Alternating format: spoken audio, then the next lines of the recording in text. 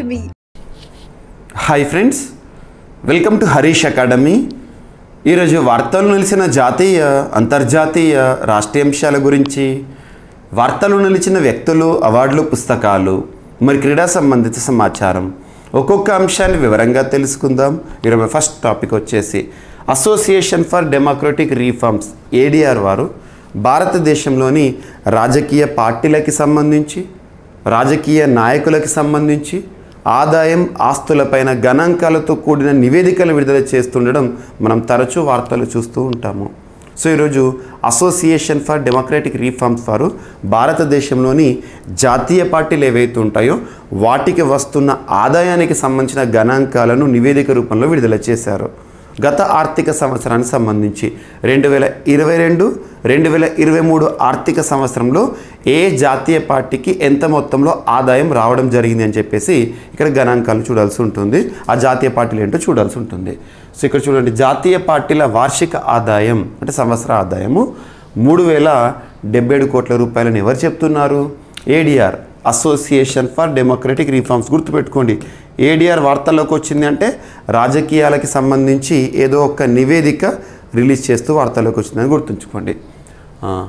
జాతీయ పార్టీలకు 2022-23 ఆర్థిక సంవత్సరంలో 3077 కోట్ల వార్షిక ఆదాయం సమకూరినట్లు అసోసియేషన్ ఫర్ డెమోక్రటిక్ రీఫార్మ్ సంస్థ వెల్లడించింది. ఈ మొత్తంలో భారతీయ జనతా పార్టీ బీజేపీకి దాదాపు 2361 కోట్ల రూపాయలు, అంటే మొత్తం వచ్చిన ఆదాయంలో దాదాపు 76.7% బీజేపీకి రావడం జరిగింది. ఇక రెండవ స్థానంలో కాంగ్రెస్. సో ఎంత వచ్చింది అంటే 452.37 కోట్లు, మొత్తంలో తీసుకుంటే ఆల్మోస్ట్ ఒక 14.7%. అండ్ కాంగ్రెస్ రెండో స్థానంలో ఉంది. ఇక మిగతా జాతీయ పార్టీలు ఏవైతే ఉంటాయో వాటికి సంబంధించి బీఎస్పీ, ఆప్, ఎన్సీపీ, సిపిఐ వీరికి వస్తున్న ఆదాయం, వ్యయ వివరాలపై నిన్నటి రోజున ఫిబ్రవరి 20th రోజున ఏడీఆర్ వారు విడుదల చేసిన గణాంకాలు ఇక్కడ వార్తల్లోకి వచ్చినాయి. ఎలక్టోరల్ బాండ్ల ద్వారా విరాళాల రూపంలో భారతీయ జనతా పార్టీ, కాంగ్రెస్, ఆప్ పార్టీలు 1510.61 కోట్లను, అంటే మొత్తం ఆదాయంలో 49.09% వీటికే రావడం జరిగింది. గుర్తుంచుకోండి, ఓకేనా? అండ్ జమిలీ ఎన్నికలు దేశవ్యాప్తంగా 1 నేషన్ 1 ఎలక్షన్ అని చెప్పేసి ఇప్పుడు మనం చూస్తూ ఉంటే లోక్సభ ఎన్నికలు 18th Lok Sabha elections, 18th number గుర్తుంచుకోండి. ఎందుకంటే లోక్సభకి నిర్ణీత కాల సమయం అనేది ఉంటుంది. సో మనకు ప్రస్తుతం ఉన్న లోక్సభ ఏదైతే ఉంటుందో 2019లో 2019లో ఎలక్ట్ అయింది. 2024 ఈ మే లోపల దాని వ్యాలిడిటీ అనేది అయిపోతుంది, అంటే లోక్సభ టెన్యూర్ అనేది పూర్తయిపోతుంది. ఇక నెక్స్ట్ 18th లోక్సభ ఏదైతే ఉంటుందో 2024 నుండి 2029 వరకు కాల పరిమితి అనేది ఉంటుంది. ఇది మనందరికీ తెలుసు. అండ్ వివిధ రాష్ట్రాల్లో సార్వత్రిక ఎన్నికలు మనం చూస్తూ ఉంటాం. ప్రభుత్వ ఏర్పాటును నిర్ణయించే ఎన్నికలే సార్వత్రిక ఎన్నికలు. మనం 2023 నవంబర్ 30 రోజున తీసుకుంటే ఎగ్జాంపుల్ తెలంగాణ రాష్ట్రానికి సంబంధించిన సార్వత్రిక ఎన్నికలు.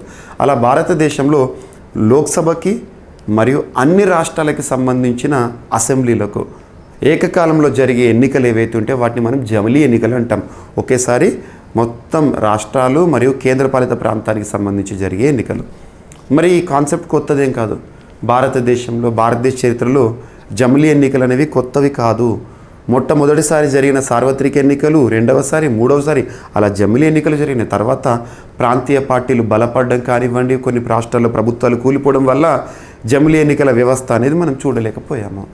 సో ఇప్పుడు జమిలీ ఎన్నికలు నిర్వహించడానికి ప్రస్తుత ప్రభుత్వం, కేంద్ర ప్రభుత్వము నిర్ణయం తీసుకోవడంలో భాగంగా ప్రత్యేకంగా దానిపైన అధ్యయనం చేయడానికి నిపుణులతో కూడిన కమిటీని వేశారు. భారత మాజీ రాష్ట్రపతి రామ్నాథ్ కోవింద్ గారి అధ్యక్షతన కమిటీని వేయడం, ఇవన్నీ కూడా మనం చూసాము.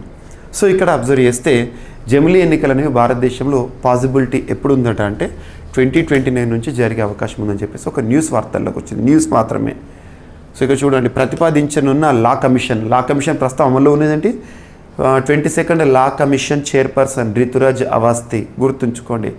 అండ్ ఇంకొకటి కాన్విల్కర్ గారు తను ప్రస్తుతం లోక్పాల్గా నియమితులవుతూ వార్తల్లోకి వచ్చారు. ఈ టాపిక్ని మీకు నేను ఆల్మోస్ట్ ఒక 15 days బ్యాకే చెప్పాను. సో ప్రధానమంత్రితో కూడిన కమిటీ ఏదైతే ఉంటుందో రాష్ట్రపతి గారికి సిఫార్సు చేశారు.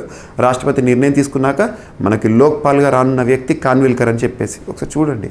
సో ఇక్కడ ఏకకాల ఎన్నికలపై రాజ్యాంగంలో కొత్త చాప్టర్ చేర్చే యోచన అంట. అంటే రాజ్యాంగంలో సవరణ జరగాలి.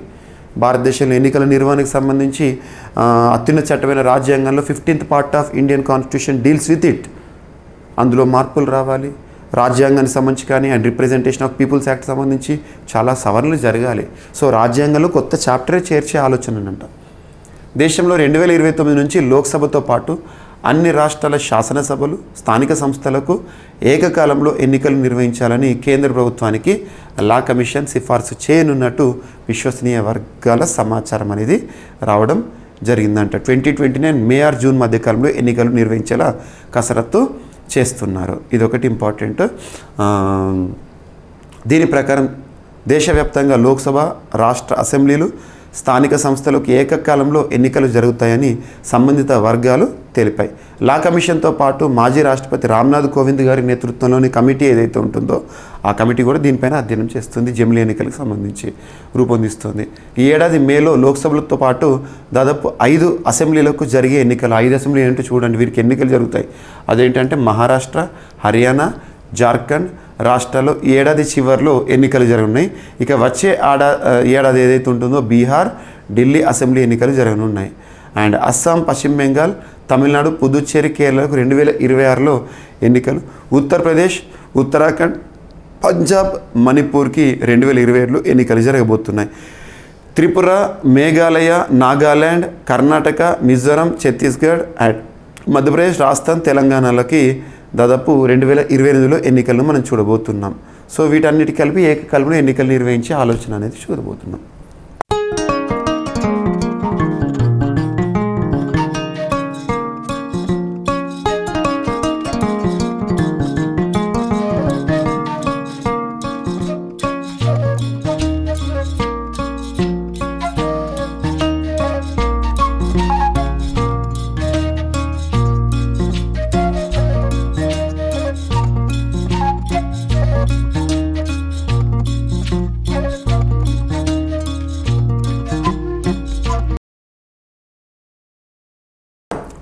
అండ్ నెక్స్ట్ ఇస్రో చేసే ప్రయోగాలు అంటేనే మనం డిస్కస్ చేసేది ఏంటిది.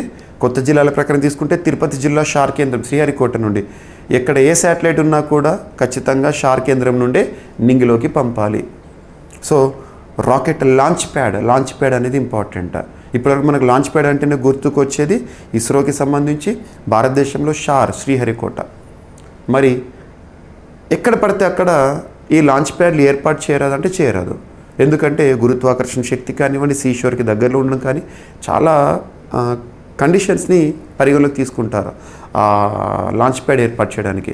సో భారతదేశంలో ఒక రెండవ లాంచ్ ప్యాడ్ అని చెప్పొచ్చు, రెండవ ప్రాంతం లాంచ్ ప్యాడ్ అని చెప్పొచ్చు. మనం 3 ఏళ్ల కింద డిస్కస్ చేసాం. తమిళనాడు రాష్ట్రంలోని తూత్తుకుడి జిల్లాలో కులశేఖర పట్టణంలో లాంచ్ ప్యాడ్ ఏర్పాటు అని చెప్పేసి ఇస్రో చొరవ తీసుకుంటుందని. నిన్న రోజున భారత ప్రధాని నరేంద్ర మోదీ గారి చేతుల మీదుగా ఈ లాంచ్ ప్యాడ్ అఫీషియల్గా ప్రారంభమైంది.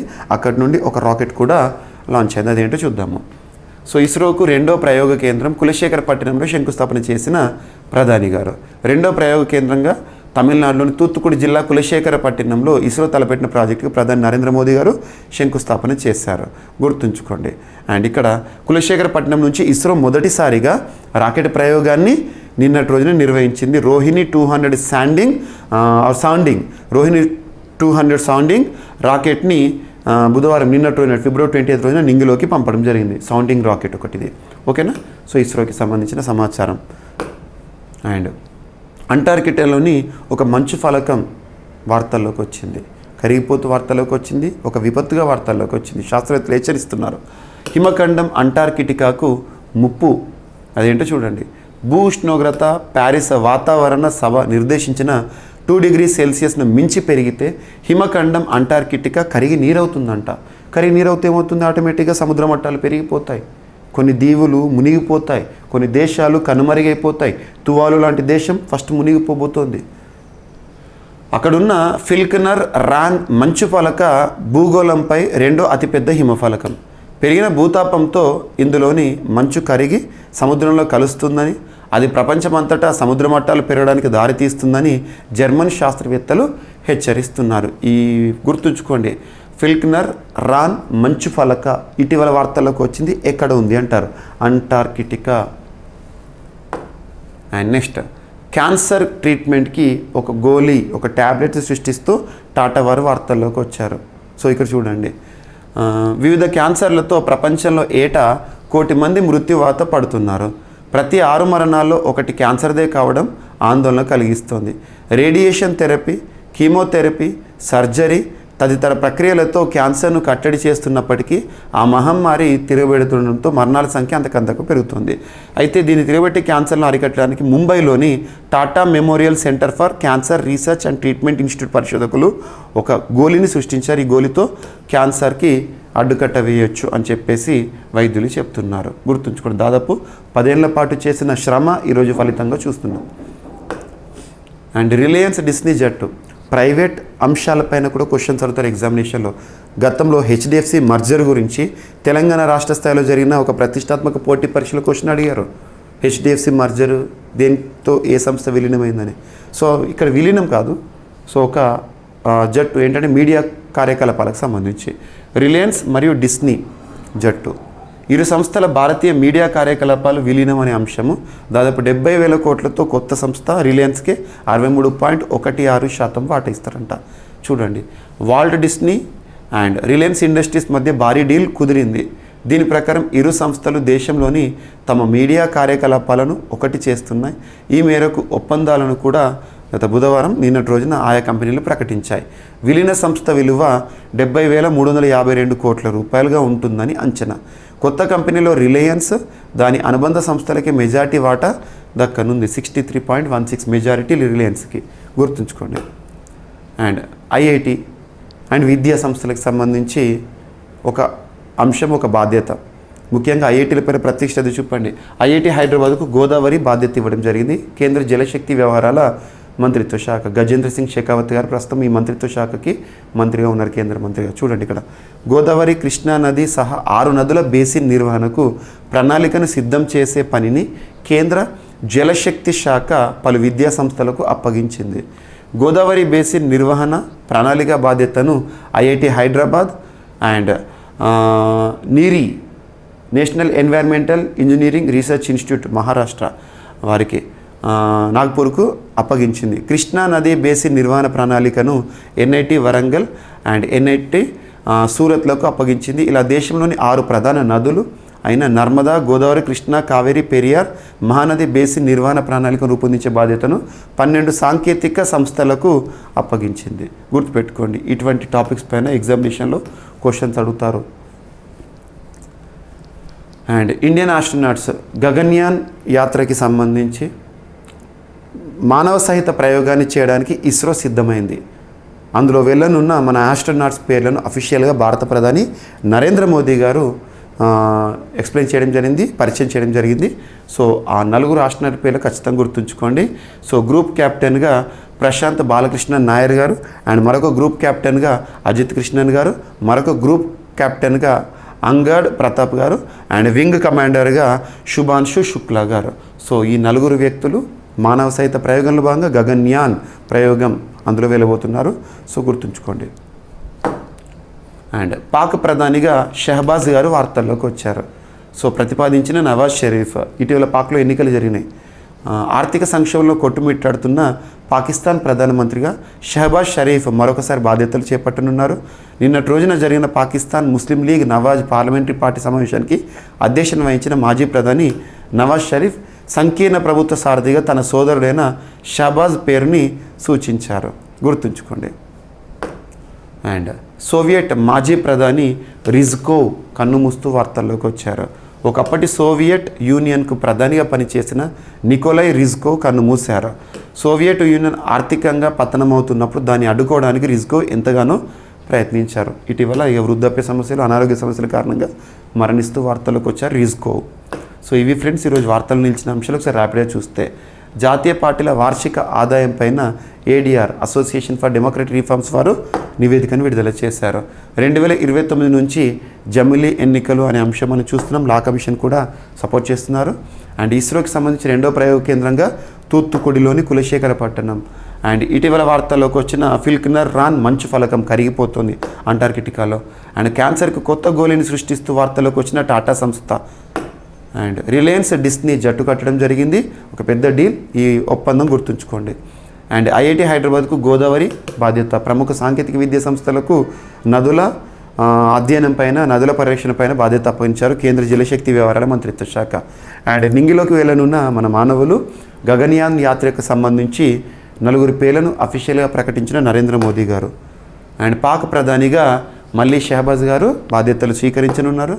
అండ్ సోవియట్ యూనియన్ మాజీ ప్రధాని రిజ్కోవ్ గారు మరణిస్తూ వార్తల్లోకి వచ్చారు. సో ఇవి ఫ్రెండ్స్ ఈరోజు వార్తలు నిలిచిన అంశాలు. మిస్లేనియస్ అంశాలను మిగిలిపోతే రేపటి క్లాస్లో జోడించి మరొకసారి నేర్చుకుందాం. రేపు కలుద్దాం. Thank you.